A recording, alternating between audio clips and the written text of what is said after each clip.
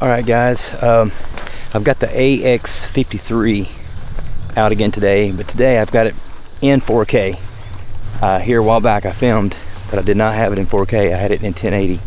So I'm hoping that this will give us a really true look at how this camera performs. But so what I'm doing today, I'm headed to one of my spots here close to my house. I've got a couple of cameras in here that I put out a couple of weeks ago, and I want to see if we have any action on them. Also, I'll put out a little bit of mineral. Season starts here fairly soon, so I've got a pretty long hike up a big ridge. I mean, it's almost 45 degrees up. So, and I'm heading in here today a little bit later than I normally do. For me personally, when I work on a spot, I try to stay away from that area early mornings, late afternoons.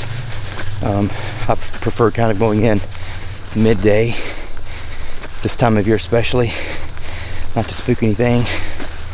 But that being said, I'm getting here just a little bit later than what I want to be.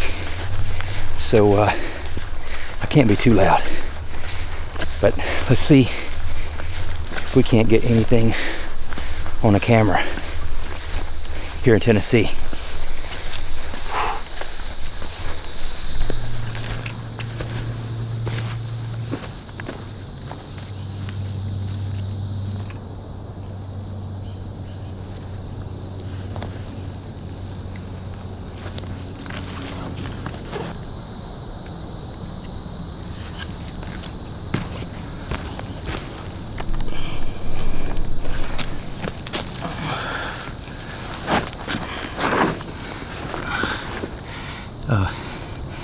While I'm waiting on my laptop to boot up, one thing about my camera here, I don't know if you can see it, but I've got it facing north.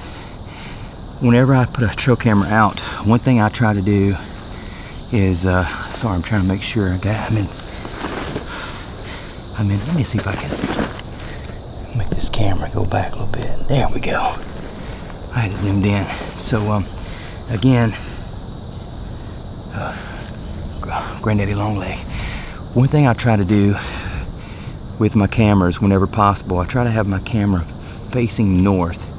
And the reason for that is when the sun, when it sets and rises, typically, it's going to rise more southeast to southwest. And what that'll do, when you have that camera facing north, it'll have the light, the sunlight behind the camera, and that's really going to help to cut down on some bad pictures where maybe they're blown out, or you've got there again the sun hitting your lens and you can't tell what's in it. So that's just a really quick tip. So usually I have my phone, I put the compass on, I turn on the compass and try to face it north the best I can.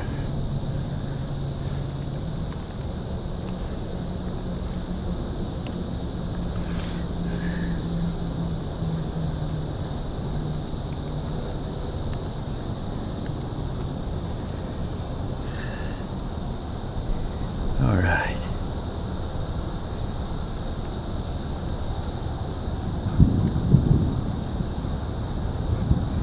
I gotta get in here and get out pretty quick. It's we have a book that we put in all the orders for BOWADX. It's called The Doorkeeper. We try to put it in all the new orders, and it helps men to learn how to become better dads, better fathers, better sons. And after reading it, I decided to try to do a daddy-daughter date with my girls. I try to do one per week with each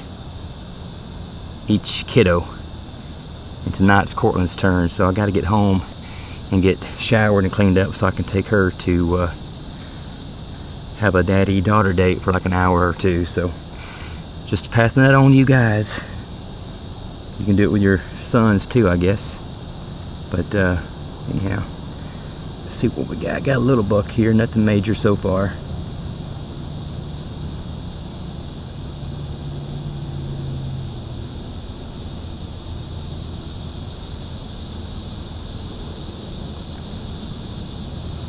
Lots of does.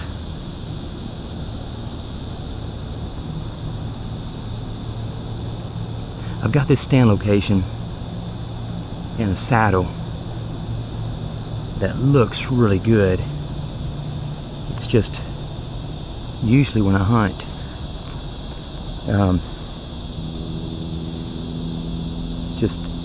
I know there are way more deer that I get on camera. A lot of them don't even come through here. I've got the camera set. I've got a fence line here, and there's a big gap in the fence. There's a total opening, about a 10-foot wide opening, and so that's where I've got the camera. So far, well, I've only got 2 bucks on camera and a bunch of does. So, you know, I'm not too surprised this time of year. We got a lot of crops about 3/4 of a mile from here to a half a mile, and what I've noticed is the deer seem to migrate to the crops, which I don't blame them this time of year. And this area here often becomes a much preferred hunting area when all the crops, when they're gone, when you've got acorns when they're dropping.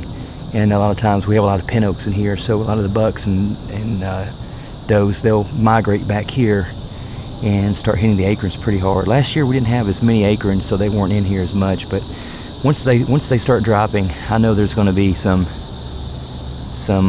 deer in this area for sure. So it happens that way almost every single year. So all right, let me get this camera turned off. I gotta get the card put back in the camera, and we'll go check one more. Okay. So again, guys, the way I've got this stand location set, I really doubt that you can see it. Let me see. You can barely see my set right there, but again,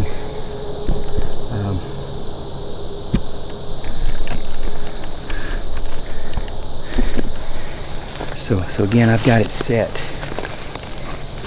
in a little saddle here. When I'm hunting the hardwoods, I look for saddles. I look for what I call benches. Maybe you have a slope, a ridge coming down, and it flattens out for 8 or 10 feet, maybe 12 or 14 feet.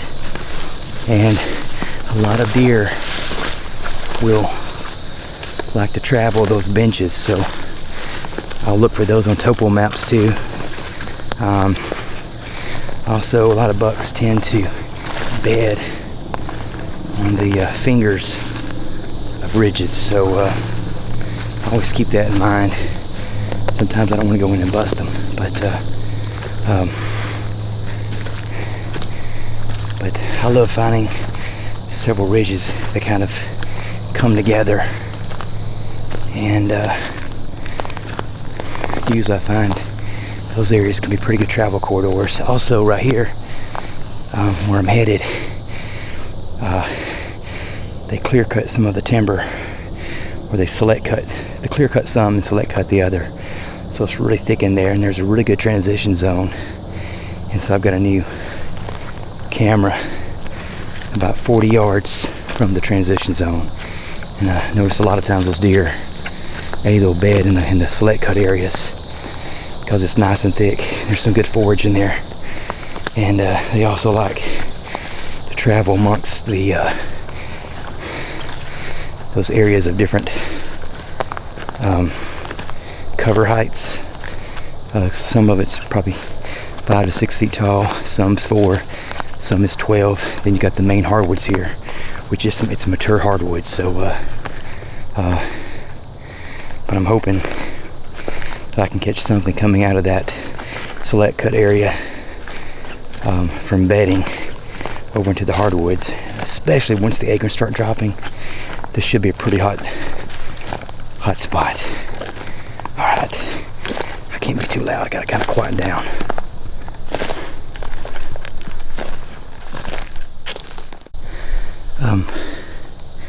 So my camera should be right up here. I don't see it yet, but I don't know if you can see this or not. Let me see here. See how that ridge comes down and flattens out and it starts rolling down again. But this flat area here, this is what I call a bench area. Some guys might call it something else, but again, deer really like to travel those flat areas. Deer love taking the path of least resistance. Yeah, they do like thick stuff for bedding, but they'll still look for those paths of least resistance. And these hills are so steep that these little bench areas and saddles become pretty good little funnels that work pretty good to your advantage. Now, I just gotta simply find my trail camera. I see it. I gotta kind of be quiet here in a second, but let me see if you can see this. So, my trail camera is right there. And right past that is a really good area that's nice and thick. And my thought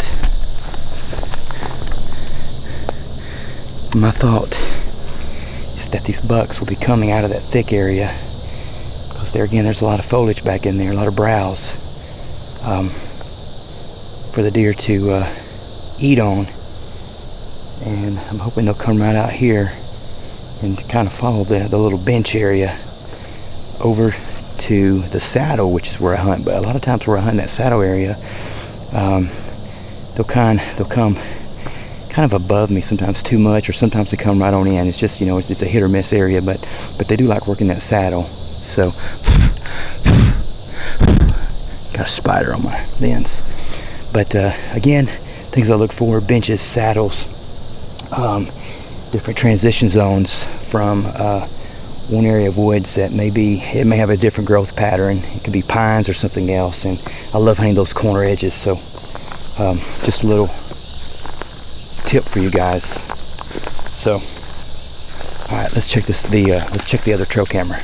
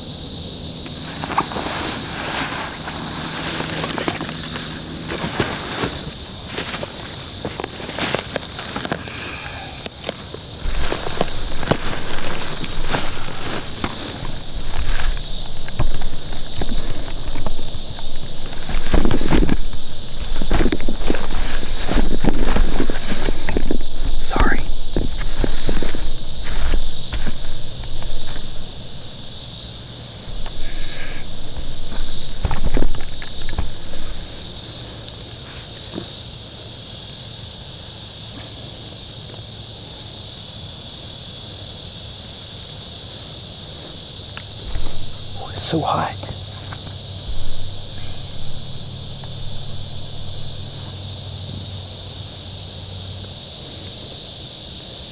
My computer's locked up, I think, because it's so hot. Okay, guys, I've got 3 decent bucks on camera. One I might shoot, maybe 2. There's a decent 7 for Tennessee. That looks pretty good. So I gotta get out of here right now. I don't want to blow my cover, but it's this is a new spot I located. It's only about 200 yards from two of my other stand locations, but I'm really happy with what I've seen. I've seen more buck action here on this one camera than I've seen the last year or two, so it could be a decent spot.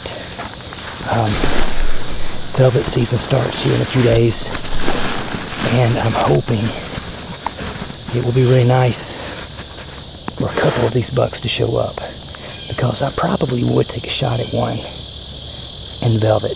I don't have a velvet buck at all, but to get a decent Tennessee deer in velvet would be pretty awesome. So fingers are crossed. So I gotta get packed up, and we gotta get out of here. See ya. Okay guys, I'm almost out of battery, but I can talk a little bit louder now. So I put that last camera set we had there.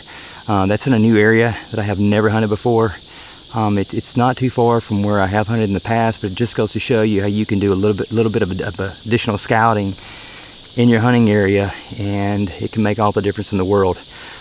So some key things about that area: one, it's next to a transition zone from an area that was select cut a year or two ago, I think a couple of years ago. So it's got a couple things going for it there. It's got bedding, A. B, it's also got some really good forage and browsing growth for the deer. Also, it steps out into a little bench area that those deer like to travel through. It goes into the hardwoods there. The acorns aren't quite dropping yet. I know they will be fairly soon, and I think they'll be just hitting it really hard then. But it also wraps around that ridge to another area on a neighboring property where I know there's some persimmons. I'm not sure if they're dropping yet, and there's some other vegetative growth that the deer will be hitting. So, but always just be on the lookout for some areas. Maybe you've hunted a spot for a good while. It may simply be a simple 50-yard, 100-yard, 200-yard move that can make all the difference in the world. So I've seen 3 bucks that I've never seen before. One I may have seen last year, but they were together, and that's a really good sign where I'm at, because in Tennessee, you know, it can be a challenge in certain areas to locate some bucks, some good deer. And I've got 1 or 2 that might be shooters, especially in velvet, for the velvet hunt if I get a chance to hunt.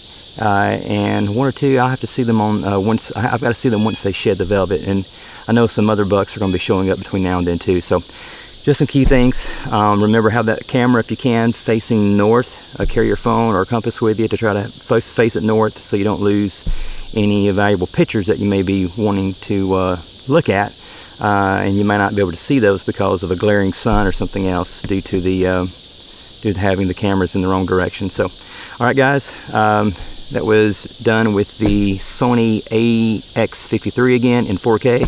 I hope the footage looks okay, and until next time, I'll see you again. And remember, again, God loves you guys. Just hope all you guys can rise up, me included, to be better dads, better fathers, better husbands, better sons to those around us. Love you guys. Take care.